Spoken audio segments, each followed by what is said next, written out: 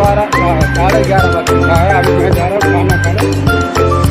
इधर देख सकता हूँ 12 पड़ा हुआ सही है। अगर आना चाहे आ सकते हैं ड्यूटी पे।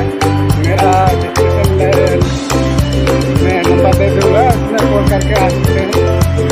Thank you. अभी मैं खाना खाने फिर आऊँगा ड्यूटी जहाँ पर होता है वहीं पर आपको सबको दिखाऊँगा, दिखाने का प्रयास करता हूँ। सब सुबह तक में फिर वीडियो आ जाएगा। तो लाइक कमेंट शेयर करते हैं। तो मेरा पीछे जिस तरह पूरा कंपनी नज़र आ रहा है।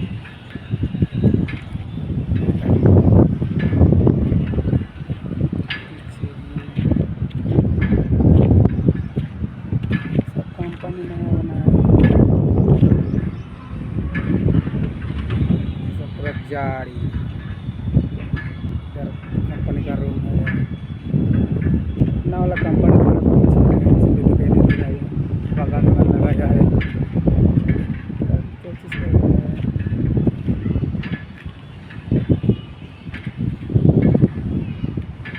सही से नज़र नहीं आ रहा, थोड़ा